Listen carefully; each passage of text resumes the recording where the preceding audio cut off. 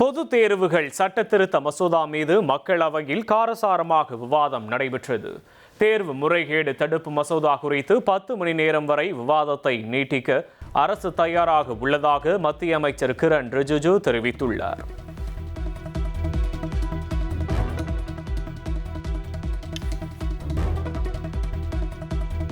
பாலியல் குற்றவாளிகளை பாதுகாப்பவரை மத்திய கல்வி அமைச்சராக பாஜக நியமித்துள்ளதாக காங்கிரஸ் எம்பி ராகுல் காந்தி சாடினார். பிரதமரின் இந்த நடவடிக்கை விசித்திரமானது என்றும், அமைச்சரவையில் பலர் இருக்கும்போது அவர்களில் ஒருவரை கல்வி அமைச்சராக நியமித்திருக்கலாம் என்றும் அவர் கூறினார். போராடியது மாணவர்கள், பயங்கரவாதிகள் அல்ல என மாணவர்கள் போராட்டம் குறித்து நாடாளுமன்றத்தில் காங்கிரஸ் எம்பி பிரியங்கா காந்தி தெரிவித்தார்.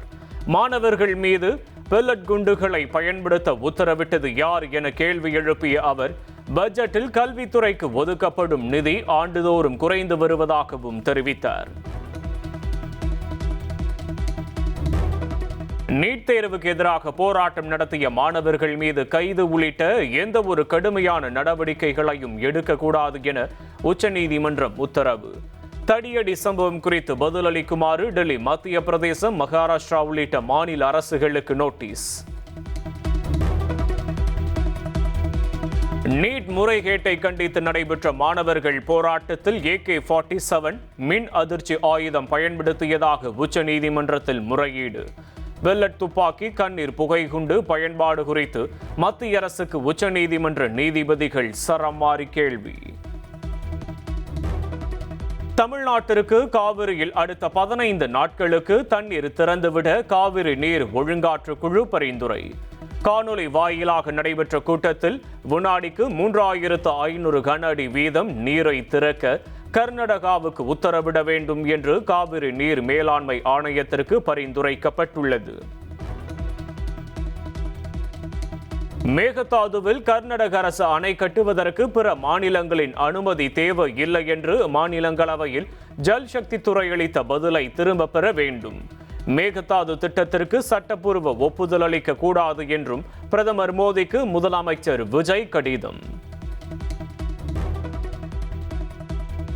மேகதாது அணை விவகாரத்தில் மத்திய இணையமைச்சர் புரிதல் இன்றி பேசியுள்ளதாக தமிழக நீர்வளத்துறை அமைச்சர் என் ஆனந்த் தெரிவித்துள்ளார்.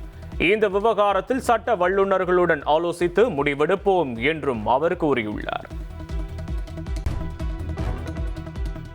சென்னையில் ஆபரண தங்கத்தின் விலை இன்று சவரனுக்கு 1240 ரூபாய் குறைந்துள்ளது.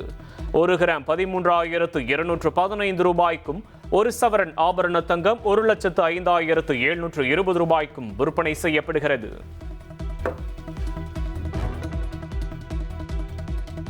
தமிழகத்தை தொடர்ந்து புதுச்சேரியில் வரும் வெள்ளிக்கிழமை முதல் கோழிக்கடைகள் இயங்காது என கோழி விற்பனையாளர்கள் சங்கம் அறிவிப்பு.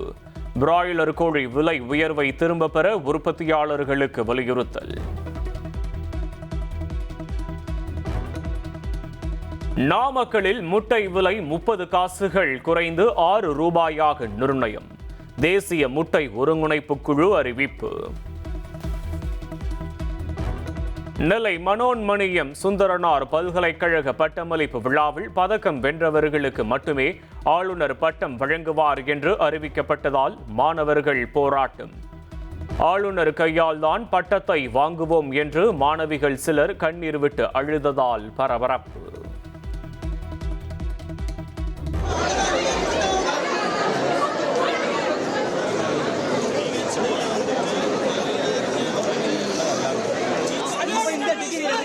Students, please be.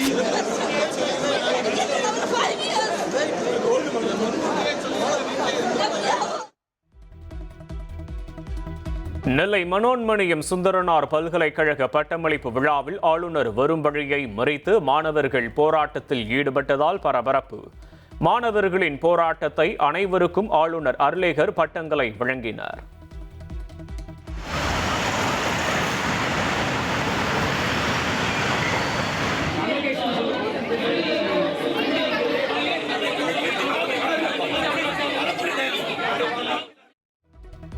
ஜென்சி இளைஞர்களை பலர் தவறாக வழி நடத்துவதாக ஆளுநர் அர்லேகர் விமர்சித்துள்ளார். ஜந்தர் மந்தரில் உள்ளவர்களுக்கும் இங்குள்ள இளைஞர்களுக்கும் பெரும் வித்தியாசம் உள்ளதாகவும் அவர் கூறினார். மனோன்மணியம் சுந்தரனார் பல்கலைக்கழக பட்டமளிப்பு விழாவில் 3வது தமிழ்தாய் வாழ்த்து பாடப்பட்டதற்கு தவிக கண்டனம் தெரிவித்துள்ளது. தாய்மொழியை 3ஆம் இடத்திற்கு தள்ளுவதற்கு காரணமாக மத்திய அரசாக இருந்தாலும் ஆளுநராக இருந்தாலும் கடும் கண்டனம் தெரிவிப்பதாக அக்கட்சி தெரிவித்துள்ளது. தமிழக அரசு பள்ளிகள் PM ஸ்ரீ திட்டத்தில் இணைந்ததாக பரவிய தகவலை கல்வித்துறை மறுத்துள்ளது. மும்மொழி கொள்கை காரணமாக PM ஸ்ரீ திட்டத்திற்காக ஒப்பந்தத்தில் தமிழக அரசு கையெழுத்து இடவில்லை என அதிகாரிகள் விளக்கமளித்துள்ளனர். கிளாம்பாக்கம் பேருந்து நிலையத்தின் பெயர் மாற்றப்பட இருப்பதாக பரவும் தகவல் தவறானது என சென்னை பெருநகர் வளர்ச்சி குழுமம் விளக்கமளித்துள்ளது. கிளாம்பாக்கம் பேருந்து நிலையத்தின் பெயர் மாற்றப்படாது என்றும் தெரிவிக்கப்பட்டுள்ளது. சீமான் குறித்து அவதூறு கருத்துகள் தெரிவித்ததாக யூடியூபர் பிஸ்மி மற்றும் தமிழன் கோகுல் மீது நடவடிக்கை எடுக்க கோரி வழக்கு. உடனடியாக வழக்கு பதிவு செய்து நாளை அறிக்கை தாக்கல் செய்ய உயர்நீதிமன்ற மதுரை கிளை உத்தரவு. தமிழக காவல்துறை ஒருதலைபட்சமாக செயல்படுவதாக உயர்நீதிமன்ற மதுரை கிளை விமர்சித்துள்ளது.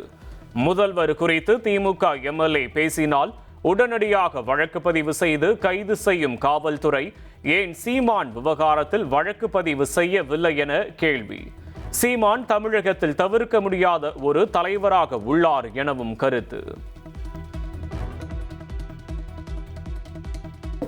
அமைச்சர் கீர்த்தனாவை தனது உடன்பிறந்த தங்கையாக நினைப்பதாகவும் சமூக வலைதளங்களில் பகிரப்படும் தகவல் அனைத்தும் பொய்யானவை என்றும் அமைச்சர் ஜெகதீஸ்வரி விளக்கம்.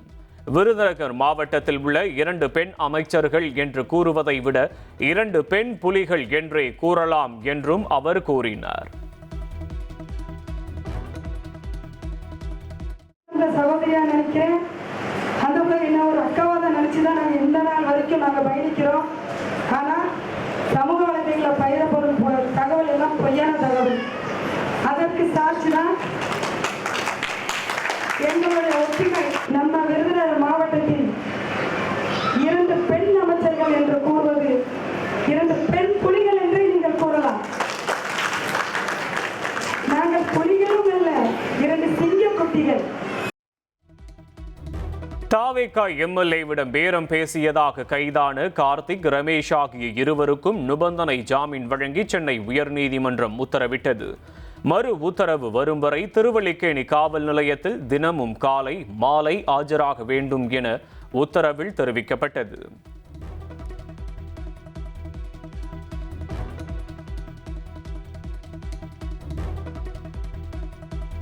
தாவேகா MLA-விடம் பேரம் பேசியதாக தொடரப்பட்ட வழக்கில் திருவல்லிக்கேணி காவல் நிலையத்தில் 4வது நாளாக செந்தில் பாலாஜி ஆஜர்.